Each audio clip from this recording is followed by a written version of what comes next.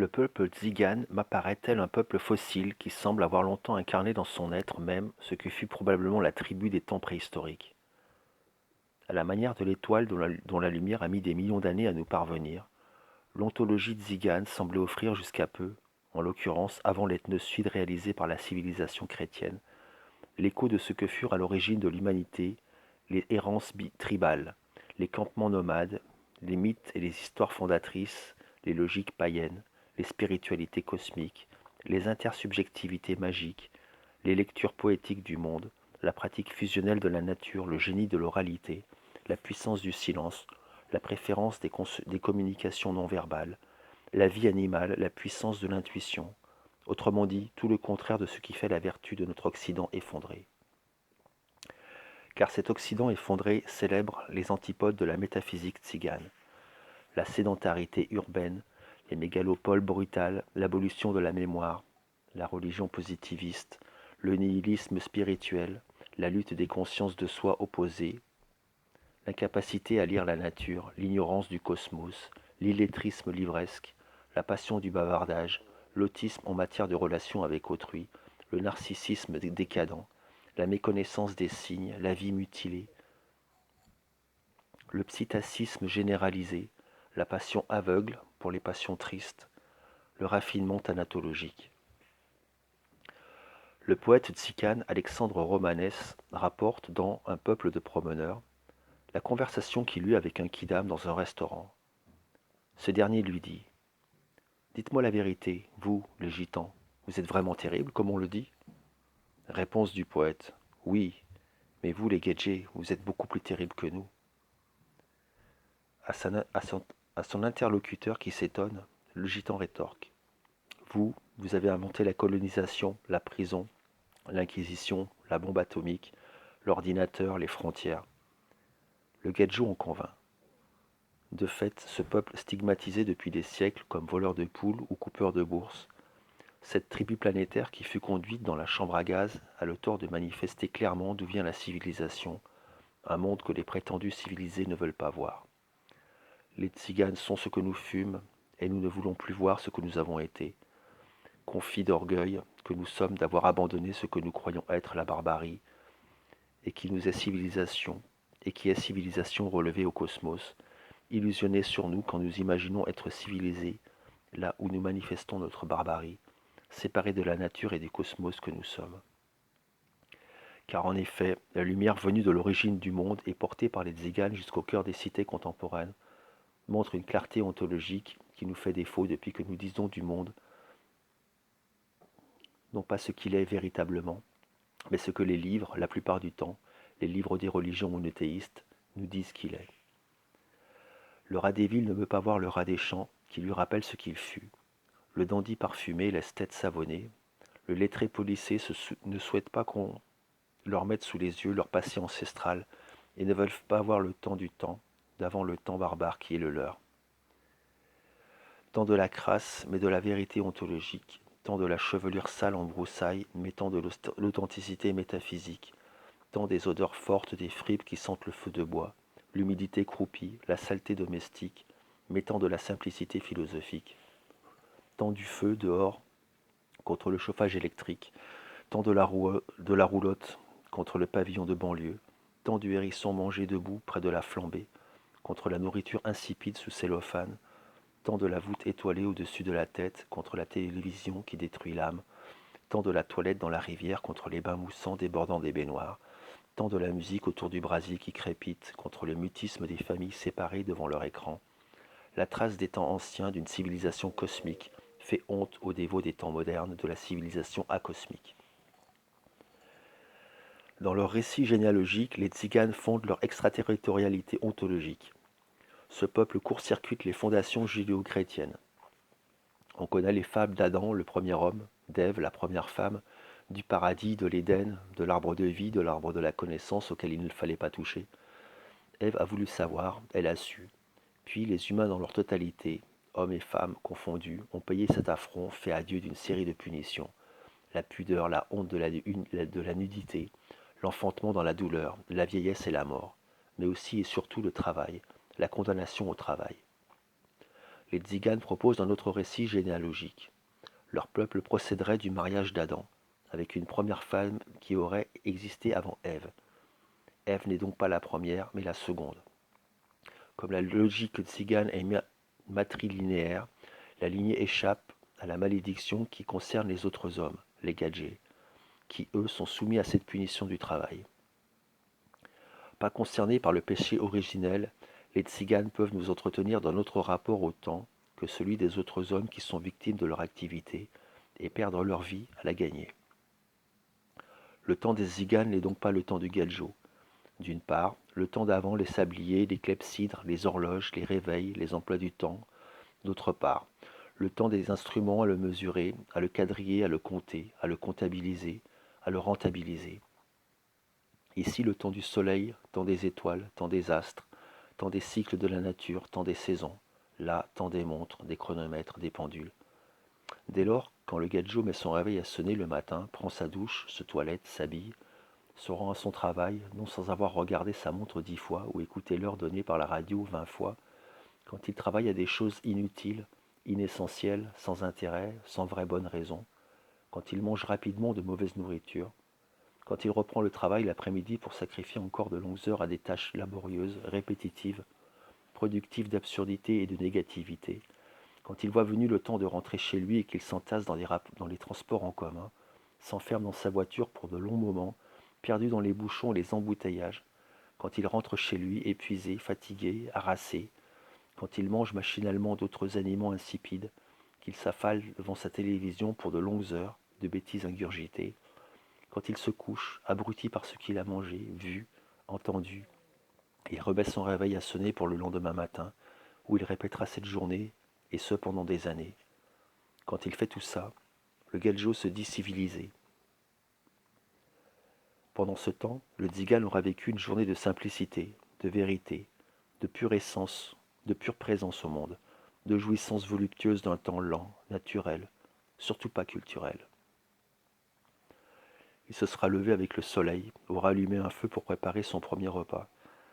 Il aura médité au rythme de la journée qui se lève, au diapason des bruits de la nature, le cours d'eau d'une rivière, les frisettis dans les buissons, les frémissements des branchages dans les haies, la mélodie du vent dans les arbres, le chant des oiseaux, le bruit des herbes froissées lors du passage des animaux sauvages, un hérisson, un lapin, un blaireau.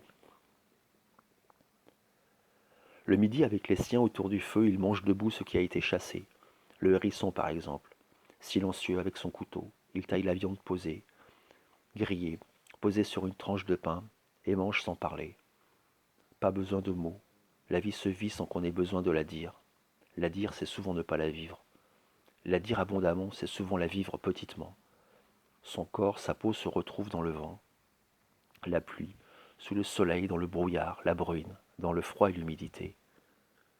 Il est dans la nature parce qu'il n'est pas séparé d'elle. Elle lui dit ce qu'il doit savoir. Il sait ce qu'elle lui dit, toujours sans mots.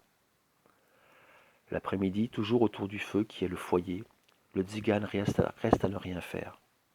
Or, ne rien faire, c'est souvent faire plus que ceux qui prétendent faire, car c'est l'occasion de la réflexion, de la méditation, du vide dans l'esprit, du vagabondage cérébral, de l'errance des choses mentales. Ce qu'il va falloir faire pour manger ou subvenir aux besoins élémentaires, ce qu'il faut donner d'âme et de souvenir aux anciens qui sont partis, mais restent là, présents, comme des esprits égayés dans la nature, ce qu'il faut envisager pour les grands-parents ou les enfants, afin que la tribu soit et dure dans la répétition de ce qu'elle fut avec les ancêtres. Le travail n'est pas une fin en soi, mais un moyen de pourvoir aux besoins élémentaires de la communauté. Il ne s'agit pas de produire pour accumuler, faire de l'argent et des bénéfices pour faire fortune, amasser de l'or, mais pour donner à manger aux siens, pour réparer une roulotte ou en acheter une, pour acheter des habits qu'on ne ravoute jamais, qu'on ne rapièce pas, et qu'on porte jusqu'à leur disparition en loques, pour acheter du vin, du pain, du café, et ajouter un peu aux animaux chassés dans la campagne, aux poissons séchés dans les ruisseaux, pêchés dans les ruisseaux, aux fruits cueillis dans les haies, voire dans le verger d'un quidam, où il y en a tant, aux baies ramassées dans les chemins. Jadis, avant l'ethnocide chrétien, les petits métiers concernaient le pur et simple besoin de la communauté. On travaillait pour vivre là où les civilisés vivaient pour travailler. Enfant, dans les années 60, je me souviens, dans mon village natal, d'avoir vu passer de tranquilles roulottes, au rythme calme du pas d'un cheval qui était déjà une offense faite à la rapidité des voitures qui roulaient, pétaradant, en frôlant la caravane. Déjà les deux temps se croisaient, s'opposaient, se confondaient, se confrontaient. Temps virgilien du pas des animaux, temps faustien du moteur à explosion.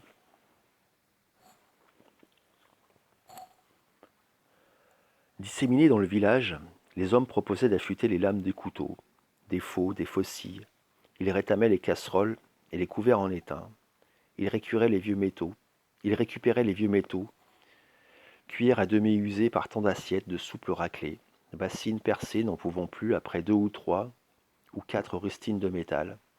Ils chinaient n'importe quoi. Ils achetaient des chevaux. Ils hongraient dans les fermes.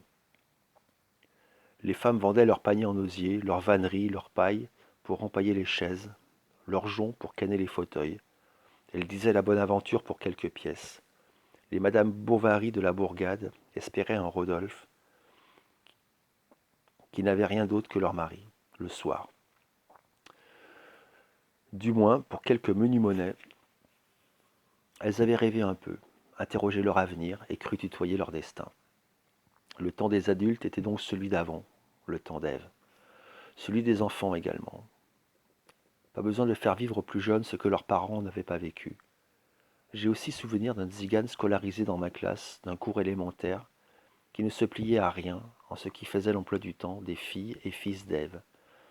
Pas besoin de s'asseoir, pas envie de rester en place, pas envie de plier son corps pour rentrer dans le dispositif disciplinaire de la table d'école qui contraignait les jambes, le dos, le buste, les membres, à une posture d'encagé. Pas envie de rédiger une rédaction ou de souscrire à une dictée, car il ne savait ni lire ni écrire. À quoi bon, d'ailleurs, lire et écrire? Le tzigane n'apprend rien à l'école de ce qu'il fait l'essentiel de sa vie quotidienne. Au lieu d'apprendre à découvrir le hérisson dans une haie, à hameçonner une truite dans un torrent, à allumer un feu qui réussisse, à lire la course du soleil dans le ciel ou celle des étoiles dans la voie lactée, au lieu d'apprendre à jouer de la guitare ou à rétamer un vieux fétou, au lieu d'apprendre ce qu'on n'apprend pas, frémir à l'aurore et au crépuscule, se trouver ravi par le chant d'un pinson ou d'un rossignol, on lui apprenait les dates de l'histoire de France, l'accord du participe passé avec le verbe avoir, la règle de Troie, le théorème de Pythagore et autres choses inutiles dans la vraie vie. Pourquoi apprendre à lire et à écrire puisque la lecture et l'écriture nous éloignent du monde véritable? Que signifie apprendre par cœur des vers de Racine ou le détail de la bataille de Marignan? Le débit de la Seine ou le produit national brut de la Belgique? Ou bien faire de la gymnastique en culotte courte dans la cour de l'école, sinon sauter par-dessus un élastique et retomber dans le sable? Sinon, souffler dans un pipeau pour jouer à la Clairefontaine? Rien de tout cela n'est utile. On apprend ces choses-là pour se soumettre à un maître qui ne notera rien d'autre que notre degré de soumission, d'obéissance, de servitude. Les tziganes ne mangent pas de ce pain-là. Le père, le père d'Alexandre Romanès disait « Être gitan, c'est n'être dans rien, ni dans le sport, ni dans la mode, ni dans le spectacle, ni dans la politique, ni dans la réussite sociale. Et la réussite sociale n'a pas de sens pour nous. Ne pas être des fils et des filles d'Ève assure donc les tziganes d'une extraterritorialité ontologique. Nullement soumis au péché originel, ils n'ont aucune obligation de travailler. Quand ils s'adonnent à une occupation qui ressemble à un travail, c'est pour assurer la vie quotidienne. Acheter ce qui ne se chasse pas, ne se pêche pas, ne se cueille pas, ne se vole pas. Le sentiment de propriété leur étant totalement inconnu, ils ne sauraient s'emparer du bien d'autrui. Ils jouissent donc du pur plaisir d'exister dans une présence coextensive au monde. En spinozistes qui n'ont jamais lu Spinoza, les tziganes expérimentent la béatitude qu'il y a à coïncider avec le mouvement du monde, ni plus ni moins. Leur temps est un temps de sagesse cosmique. En revanche, le temps chrétien est temps de déraison acosmique. Les tziganes disposent d'une histoire pour signifier leur chute dans le temps. Un de leurs contes rapporte en effet que 2 soldats romains avaient reçu 40 deniers pour acheter chez un forgeron les 4 clous destinés à la crucifixion de Jésus. Les légionnaires boivent la moitié de la somme et sollicitent un forgeron juif pour leurs 4 clous. L'homme de l'art refuse, prétextant qu'il ne forgerait pas de clous pour crucifier un juste. Les Romains lui brûlent la barbe et le percent avec leurs lances. Un second homme de l'art est sollicité. Il refuse lui aussi. Il est également tué, brûlé. Un forgeron de Cigane, avisé par les Romains en lisière de la ville, accepte de vendre 3 clous qu'il venait de réaliser et se propose de faire le 4e. Les voix de ses 2 confrères juifs tout juste trépassés lui enjoignent de refuser pour ne pas contribuer à la mort d'un juste. Il forge le 4e clou qu'il plonge rouge dans l'eau pour affermir le métal. Il reste rouge et brûlant. Il s'y reprend à une vingtaine de reprises, rien n'y fit. Le 4e clou demeure incandescent. Ayant compris son malheur, le tzigane plie sa tente et s'enfuit dans le désert 3 jours et 3 nuits avec son âne. Arrivé dans une ville, il installe à nouveau son enclume et reprend son travail. Au premier coup de marteau, le 4e clou de la croix du Christ lui apparaît. Épouvanté, il s'enfuit, mais partout où il allait, le clou réapparaissait. Depuis, lors, les tziganes sont condamnés à l'errance pour prix du forfait d'avoir forgé les 3 clous de la croix de Jésus. Cette légende dit de ce clou disparu que s'il était un jour retrouvé, il apporterait la paix et la sérénité aux tziganes. Une autre version rapporte que, pris de remords, le forgeron tzigane a essayé de récupérer les clous de la croix. Les soldats gardaient trop bien le calvaire. Il ne put en voler qu'un seul. Dieu aurait alors dit, touché par ce geste de repentir, que les tziganes auraient dès lors le droit de voler. Que dit ce conte? Que l'errance consubstantielle aux tziganes s'avère une punition judéo-chrétienne. S'ils commencent ontologiquement bien dans la vie en obtenant cette extraterritorialité qui les dispense du péché originel, le christianisme les rattrape avec cette histoire. S'ils échappent à la malédiction du travail, ils se retrouvent punis par la faute du forgeron, même si une version permet une rédemption, puisque Dieu permet aux tziganes de voler, pour preuve de leur capacité à la contrition. Reste cette idée que, comme les Juifs sont maudits et errants, parce que Ahasverus, l'un d'entre eux, a refusé de donner à boire au Christ sur le chemin le conduisant au Golgotha, les tziganes maudits et errants eux aussi sont condamnés pour avoir forgé l'un des instruments de la passion. 2 peuples errants, 2 peuples maudits, 2 peuples dits déicides, 2 peuples envoyés dans la chambre à gaz par le national-socialisme. Les nazis disaient des tziganes qu'ils étaient des demi-juifs. Un proverbe gitan rapporté par Alexandre Romanès dit « Tout le monde a une goutte de sang gitan et juif ». Ruse de la raison, ce que le national-socialisme n'obtient pas par la violence barbare, l'effacement du peuple tzigane, le christianisme l'obtient par la persuasion missionnaire. Ce peuple qui remonte à la nuit des temps et porte en lui le signe, le nombre et le chiffre des premières peuplades de l'humanité, ce peuple dont on sait qu'historiquement il vient du nord de l'Inde, la linguistique montre que le romani dérive du sanskrit. Après avoir migré dans toute l'Europe via la Perse et l'Empire byzantin, ce peuple donc a été détruit par les conversions massives au pentecôtisme dans la deuxième moitié du XXe siècle. L'assimilation sous prétexte d'humanisme a généré la sédentarisation de la plupart des tziganes, ce qui a débouché sur la prolétarisation dans laquelle bon nombre se trouvent aujourd'hui, parqués dans ce que la litote du politiquement correct appelle les aires des gens du voyage, autrement dit les terrains vagues insalubres et boueux, dans lesquels est concentré comme dans un zoo ce peuple dont on voudrait qu'il vive selon notre raison, qui est des raisons pures. Les roulottes ont laissé place aux caravanes, les chevaux ont été tronqués contre de puissantes berlines, les activités autour du feu rivalisent à peine avec la tyrannie de la télévision, la lumière naturelle, ou celle des flambées nocturnes, a été remplacée par la lumière électrique des groupes électrogènes, les revenus de solidarité se substituent aux activités artisanales, les signes cabalistiques laissés dans la campagne, dans la nature, comme autant de signes d'un land art primitif, destiné à communiquer avec les tziganes suivants, ont disparu avec les messages de téléphone portable. Tout cela coûte. Il faut trouver de l'argent en plus grande quantité qu'à l'époque de la pure et simple vie frugale. Le vol des câbles pour récupérer le cuivre sur les chantiers ou sur les voies ferrées est devenu monnaie courante. L'acculturation a transformé ces nomades ancestraux en sédentaires prolétarisés qui affichent les images de la Vierge dans leurs caravanes.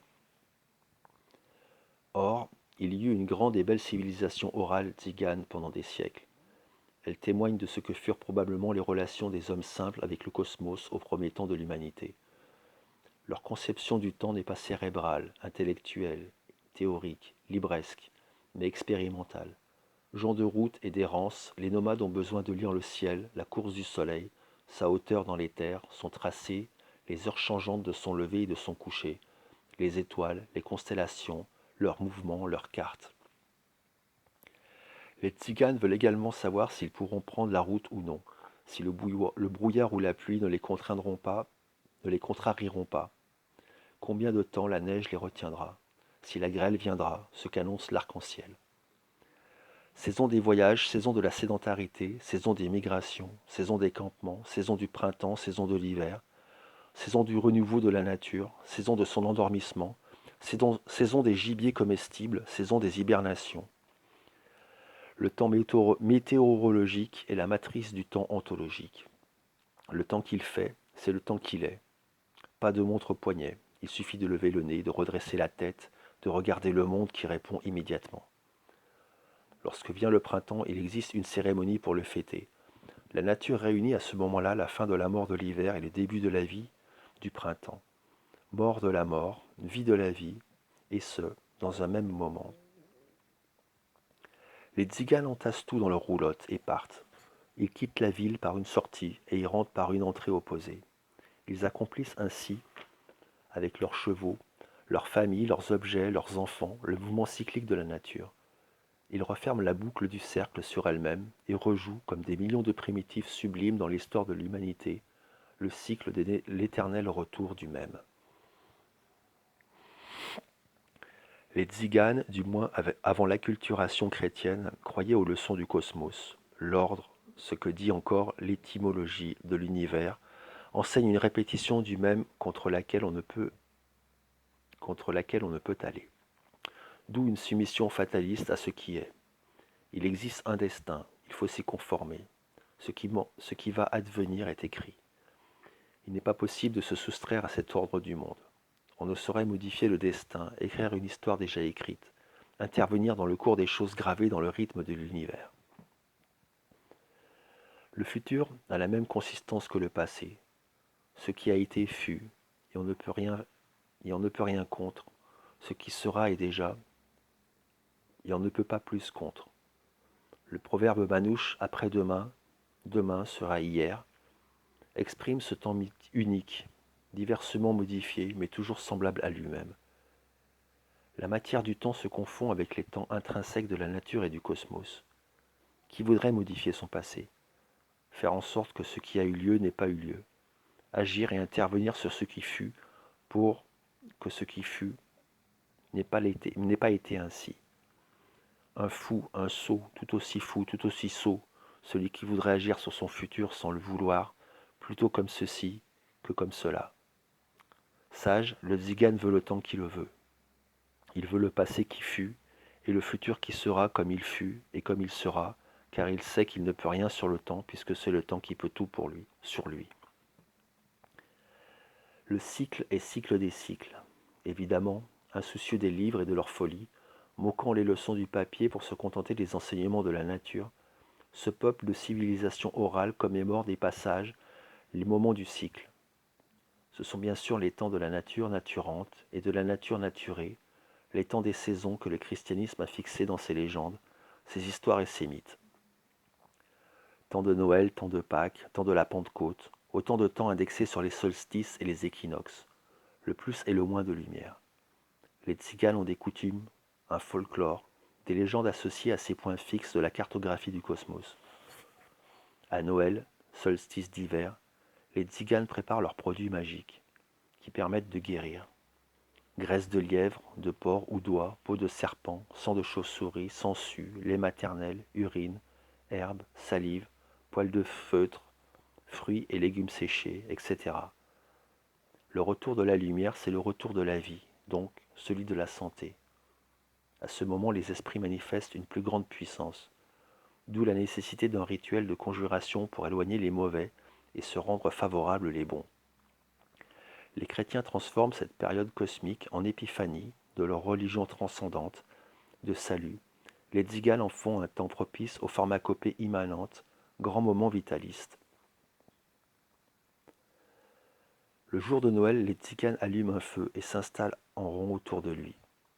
Ils scandent une mélopée, rapidement sur un ton monocorde. Puis, ils s'en rapprochent et s'en éloignent, et ce, de façon alternative. Leurs pas sont en mesure, ils chantent alors. Le jour de Noël est là. Ah, depuis longtemps nous n'avons vu de bois. Que le Dieu des pauvres mette fin à leurs besoins, qu'il leur envoie du bois et du pain blanc. Cette danse, ces pas, ces mouvements alternatifs avec le feu comme épicentre ontologique, disent le mouvement auquel sont soumis les hommes, éloignés de la lumière, puis rapprochés d'elle, éloignés puis rapprochés, loin de la clarté dans le cœur de l'hiver, puis proches de son retour au moment du solstice, nuit la plus longue, mais également signe de la dernière nuit si longue, dans l'avènement de jours plus longs. Les tziganes fêtent également le printemps. Noël fête le solstice d'hiver, le printemps, l'équinoxe.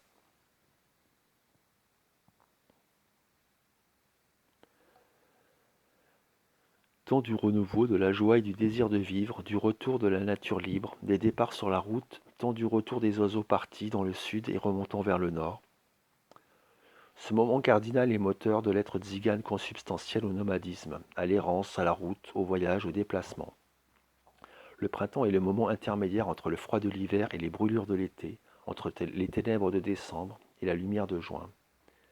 Dans cette configuration des fêtes païennes et cosmiques, les tziganes fêtent Pâques, le dimanche de Pâques. Ils habillent un vieux mannequin de paille avec des vieilles nippes de femmes. Ils placent cette reine des ombres, c'est son nom, au milieu du campement. Le dimanche de Pâques est aussi un jour de l'ombre. Chacun la bastonne avant de la mettre au feu. L'assistance chante alors en chœur. Dieu, tu as enchanté le monde, tu l'as décoré de fleurs, tu as réchauffé le vaste monde et commandé le jour de Pâques.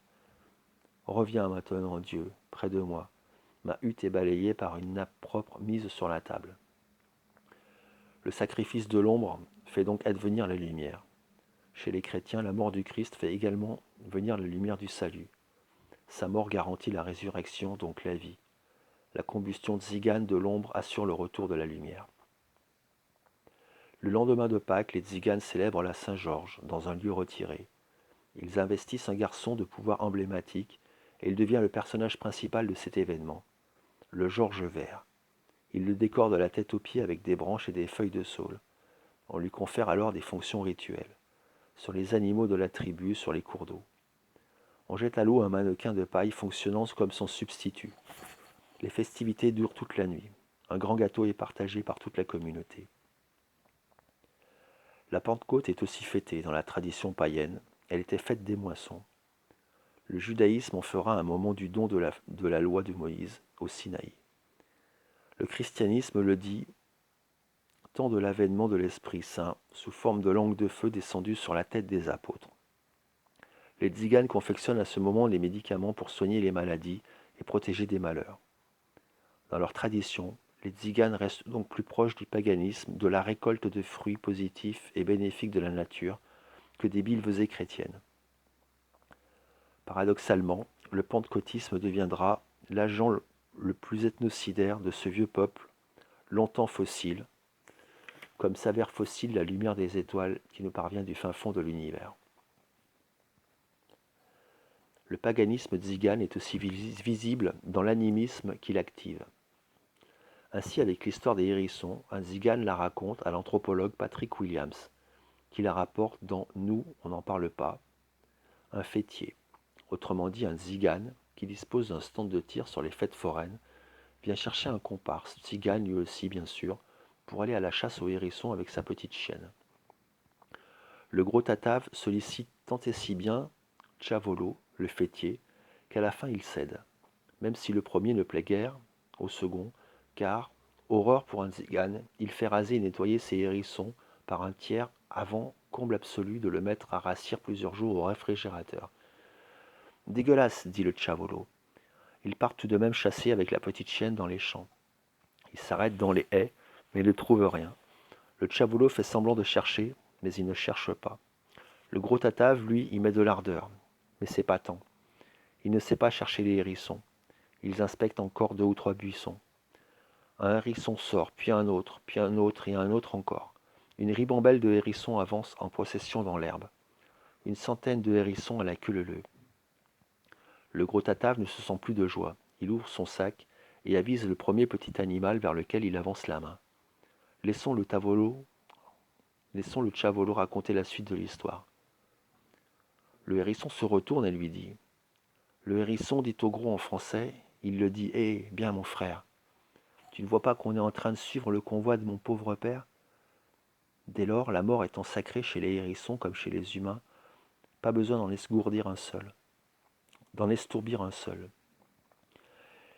L'histoire raconte plusieurs choses. La première, que la chasse aux hérissons ne saurait souffrir d'approximation. Elle obéit à un rituel, à une loi non écrite, mais que connaissent les vrais tziganes. Le Tchavolo en est un. Le gros Tatave n'en est pas un. La preuve, il ne sait ni les chasser, ni les préparer, ni les manger. Il n'a pas de chien. Le Tchavolo prélève dans la nature ce qui lui permet de manger. Le gros Tatave est un chasseur brutal, un viandard qui ne respecte pas les animaux, qui les maltraite réellement, donc ontologiquement, métaphysiquement. Le Tchavolo incarne la civilisation de son peuple avec son chien. Le gros Tatave, la barbarie des gadgets avec leur réfrigérateur. Le hérisson est le double du tzigane. Comme lui, il vit dans la campagne et dans les prés. Il dort dans les broussailles, les haies vives, les gros buissons. Comme lui, le tzigane s'active aux lisières de la nature sauvage, jamais dans le cœur des forêts. Comme lui, il évolue dans les frontières qui marquent les propriétés des gadjos. Comme lui, ils sont malicieux, gourmands, s'introduisent dans les potagers. Les tziganes racontent ses exploits amoureux, dans lesquels ils se reconnaissent volontiers. Ils admirent et respectent son courage, car le hérisson s'attaque au serpent dont il n'a pas peur. Le serpent est l'animal tabou par excellence des tziganes, car selon eux, il vit dans les maisons, habite chez les gadjos, dort dans leur lit, entre dans leurs vêtements. L'un d'entre eux raconte cette histoire. Il était devenu vieux, ce hérisson. Vieux hérisson. Il dit beauf. Qu'est-ce que je fais là, moi, dans ce buisson? Où demander à manger? Pas un parent. Oui, il dit, je m'en vais. Je vais vivre ma vie, je m'en vais quelque part pour aller faire ma vie. Jamais on ne chasse la femelle pleine ou accompagnée de ses petits. Les tziganes savent où nichent les animaux. Ils ne les prélèvent pas quand ils sont en quantité et repèrent les endroits pour y revenir l'hiver, dans les périodes de disette, pendant lesquelles la neige recouvre tout. On ne cuisine pas le petit animal de la même manière en fonction des saisons. L'hiver, quand il est gras, on le prépare à l'étouffer. L'été, quand sa chair est échaudée par les courses dans la nature, on l'accommode avec des gelées aux arômes puissants. Ail, thym, piment, laurier, qui masquent son odeur forte. On peut aussi le préparer dans une croûte de terre, le mettre sur le feu, puis casser la terre cuite et récupérer la chair de l'animal alors que les piquants restent prisonniers de la coque de cuisson. On ne tue jamais les hérissons à l'avance, pas question donc de les mettre au réfrigérateur pendant plusieurs jours. On les capture et on les garde vivants dans des cages, des bidons, des tonneaux ou dans une couronne de pneus. La deuxième chose racontée par cette histoire, c'est que les hérissons parlent comme les hommes, de la même manière que les tziganes, dignes de ce nom, parlent peu et communiquent de façon non verbale par des signes, des silences, des postures, des rites. Le tzigane est silencieux comme le hérisson. Le hérisson parle comme un tzigane. D'ailleurs, chez le tzigane de France, il parle en français. Autrement dit, les animaux et les hommes ne sont pas séparés, mais unis. Il n'y a pas une différence de nature entre le hérisson et son chasseur, mais une différence de degré. Entre fille et fils de la femme d'avant Ève, les tziganes païens punis par les chrétiens ne sacrifient pas à l'idéologie judéo-chrétienne du livre, du patriarcat, de la différence de nature entre les hommes et les animaux avec bénédiction des premiers pour exploiter, maltraiter, humilier, exterminer les seconds. Ils ne souscrivent pas aux fables du paradis, de l'enfer ou du purgatoire, parce que leur conception des esprits tient de l'animisme, du polythéisme, du panthéisme et de tout ce qui signifie une spiritualité non monothéiste, une métaphysique avec la nature, et pas sans elle, ni contre elle. Pour ma part, j'entendrais plus volontiers la parole du hérisson que celle d'une Vierge Mère de Dieu. Le peuple tzigane croit au monde des esprits, non pas comme un spirit ou un adepte de la transmigration des âmes, un tenant de la métempsychose ou de la métensomatose, un pythagoricien ancien ou postmoderne du New Age. Simplement, il croit que les morts sont encore là, parce qu'on les fait être par le souvenir qu'on en a. Quand l'un d'entre eux meurt, on détruit tous ces objets. On peut vendre si l'on est vraiment très pauvre. Mais on s'assure que rien de ce qu'on a donné ne sera recyclé. Tout doit disparaître. Les objets qui restent de lui sont nuls, sont mules, autrement dit sacrés, porteurs de lui, d'une parcelle de son être. Le silence entoure ces objets, mais les tziganes n'en pensent pas moins. La mort qui est présente, douloureuse, qui est présence douloureuse et lancinante de l'absence, exige le silence. Nous, les pauvres morts, on n'en parle pas, disent-ils, ce qui n'empêche pas de vivre avec eux. Le mort est vraiment mort quand les hommes l'ont totalement oublié. Le temps d'un deuil, il est plus ou moins long en fonction de la proximité. On s'abstient de prononcer le nom du mort, on s'interdit de manger ses mets de prédilection. On ne revient pas sur les lieux qui ont été les siens, on les évite. On ne se sert pas des objets qui ont été détruits, on les garde dans un tiroir, au fond d'un meuble. Ils portent une charge magique. La relation que le tzigane entretient avec le défunt n'est pas celle d'un vivant avec le mort, d'un présent avec le passé, d'un vif avec un trépassé, mais d'un individu avec l'immuable. Pas de mémoire du temps passé, mais une présence apaisée avec l'être là du mort, dans une communion avec le temps de l'éternel retour. Les manouches ne disposent pas d'un mot pour dire mémoire. En revanche, ils en ont un pour dire respect. De même, Tajsa signifie à la fois demain et hier, et veut dire le jour qui n'est pas aujourd'hui. Patrick Williams le dit, Kat signifie aujourd'hui, à savoir là où l'on est, ce lieu, ce jour. Ivral dit hier, et demain, autrement dit là où on n'est pas, partout, un autre jour. Le présent, c'est ici et maintenant. Le passé et l'avenir, c'est ailleurs que là où l'on est. Les tziganes vivent dans l'instant présent. Ils semblent incapables de programmer des activités à long terme. Le travail s'effectue d'un trait. Sinon, il est abandonné et jamais repris. Ils ne se souviennent pas des dates, mais des activités. Ils savent quels jours ont lieu les marchés, les pèlerinages, les rassemblements familiaux, les fêtes de famille. Le souvenir n'est pas une activité volontaire, un produit de l'évolution pure, mais le surgissement du temps passé dans le temps présent, non comme une épiphanie séparée, mais comme la modalité tuilée d'écailles des temps fragmentés. Le mort est là, ici et maintenant, sous une autre forme indicible, dans les catégories de la métaphysique occidentale, pythagoricienne puis platonicienne, revue et corrigée par le christianisme. Le mort n'est plus, mais il est encore. Il a disparu dans sa présence physique, mais il demeure dans sa présence affective et mentale. Une autre façon de comprendre cette étrange phrase de Spinoza, qui écrivait dans l'Éthique « Nous sentons et expérimentons que nous sommes éternels ». À quoi, j'ajoute, tant que la vie du mort porte le souvenir de cette vie morte. Cette immortalité immanente dure donc le temps que durent ceux qui l'assurent. L'univers tzigane est peuplé d'êtres mythiques, de créatures surnaturelles, d'esprits chimériques qui empruntent des apparences corporelles. Chaque moment de la vie quotidienne met en présence de chacun d'entre eux. Le sort de chacun dépend de leur bon et de leur mauvais vouloir. Il s'agit pour les tziganes de s'attirer la bienveillance de ces esprits par des comportements appropriés, des substances adéquates, des rituels ad hoc, des sollicitations idoines, ainsi les magiciennes. Voici quelques pans levés sur la mythologie tzigane. Les Ourmes, déesses du destin, revêtues d'une robe blanche, reliées au règne végétal, apparaissent par trois lors des naissances. Elles déterminent l'avenir des enfants avec des rites particuliers qui impliquent du hou ou des aiguilles enfoncées en terre afin d'interpréter ensuite la quantité de rouille. Seules les magiciennes voient les ourmes, ou bien encore la septième d'une lignée de filles, ou le neuvième d'une lignée de garçons. Les Kéchalis, fées de la forêt, elles aussi groupées par trois, habitent les montagnes. Elles ont de longs corps ou des cheveux fins avec lesquels elles font du brouillard des vallées.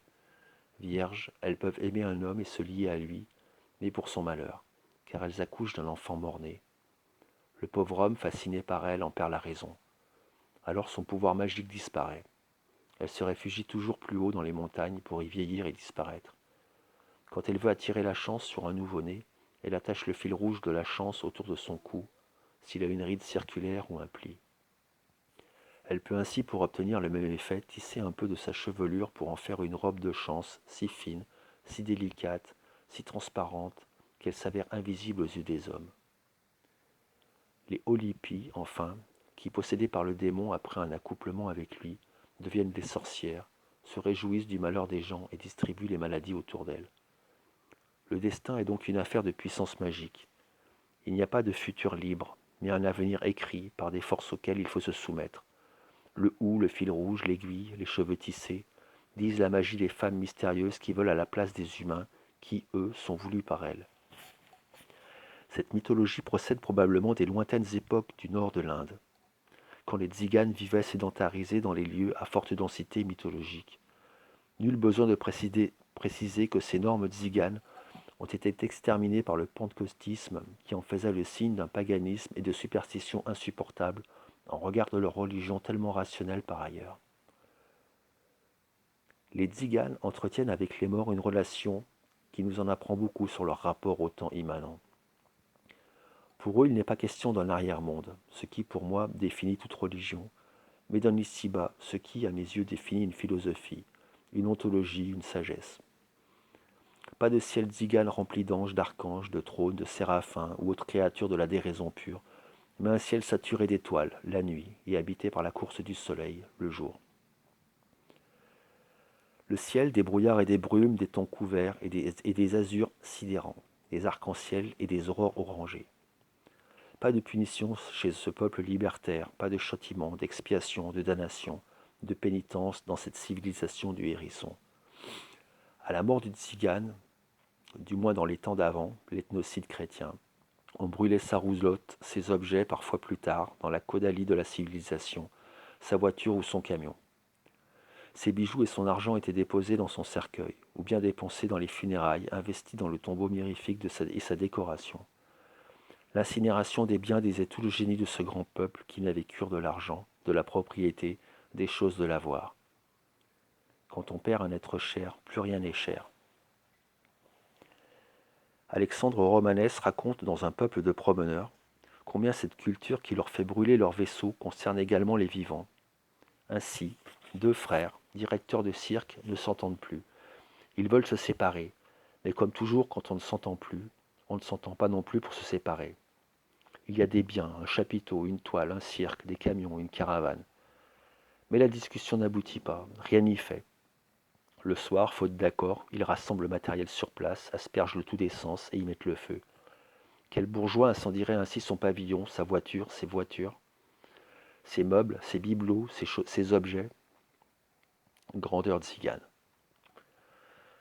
Posséder, c'est être l'esclave des choses, de l'avoir, de la propriété. Ce peuple libertaire n'est esclave de rien ni de personne. Aucun objet ne saurait lui être un lien. Quand on est vraiment, ontologiquement, on n'a pas besoin d'avoir, matériellement. Les vivants n'ont pas plus que les morts, les présents pas plus que les absents. Dans la roulotte, on possède aussi peu que dans le tombeau. La vérité du tombeau est d'ailleurs celle de la roulotte. On a ce qui permet d'être, pas plus, pas moins. Ce qui excède cette loi de l'être définit le gadjo qui veut avoir plus pour être et qui a d'autant plus qu'il n'est pas, qui possède en proportion du fait qu'il n'est pas lui-même sa propriété. Toujours d'Alexandre Romanès, cette vérité enseignée par son père. Un homme, c'est beaucoup plus féroce qu'un tigre. Un tigre, tu lui donnes 15 kilos de viande et il est repu. Un homme, tu le couvres d'or et il en veut encore. Parce que le gadjo, le civilisé qui crie à la barbarie de tout ce qui n'est pas son délire possède et construit sa vie pour accumuler, il n'est pas. En revanche, le tzigane qui n'a rien d'autre que ce qui lui permet de ne pas souffrir, de ne pas avoir de quoi vivre, lui est libre. Libre, donc vrai, véritable, véridique, authentique. Les tziganes n'aiment pas l'avoir, ils n'aiment pas non plus les honneurs. Toujours Alexandre Romanès. À côté du cirque, il y a le cimetière de Clichy, le seul endroit tranquille du quartier. Je vais souvent m'y promener avec mes filles. Je lis sur une tombe. Monsieur X, chef de bureau. Quelle misère. En effet, que fit de sa vie cet homme qui crut bon d'avoir pour épitaphe ces mots ridicules? Chef de bureau, contremaître, directeur du personnel général, cadre. Chef de service, ancien de Polytechnique, directeur des ressources humaines, chevalier des arts et lettres, titulaire de la Légion d'honneur, ancien élève de Centrale, cacique, de l'ENS, membre honoraire de ceci ou de cela, diplômé de telle école, appointé par le CNRS, artiste. On ne compte plus le ridicule de cette bibloterie exhibée dans les annonces mortuaires ou gravée dans le marbre d'une petite éternité de pierre tombale. Je préfère les pieds nus dans la boue d'une petite fille au regard de princesse indienne sur un tas d'immondices offert par les autorités municipales aux gens du voyage. Les tziganes n'aiment pas l'argent, ils n'aiment pas les honneurs, ils n'aiment pas le pouvoir. Alexandre Romanès rapporte ces propos d'une vieille gitane. Les 3 derniers présidents de la République ont bataillé 100 ans à eux 3 pour obtenir le poste. Quelle misère. En effet, quelle misère. Misère aussi de ce qu'ils ont fait du pouvoir quand ils l'ont obtenu. À la façon de Diogène qui méprisait l'argent et la propriété, les honneurs et les colifichets, les tziganes dédaignent le pouvoir. Comme le philosophe au chien qui anéantit le pouvoir d'Alexandre en lui disant qu'il n'a aucun pouvoir sur lui, les tziganes expriment la liberté libre, chère au cœur de Rimbaud, celle qui fait qu'on n'a peur de rien ni de personne. La richesse tzigane, la libre jouissance pleine et entière, sensuelle et voluptueuse, corporelle et sensuelle, individuelle et tribale, ancestrale et présente, passée et future, de leur temps, de tout leur temps.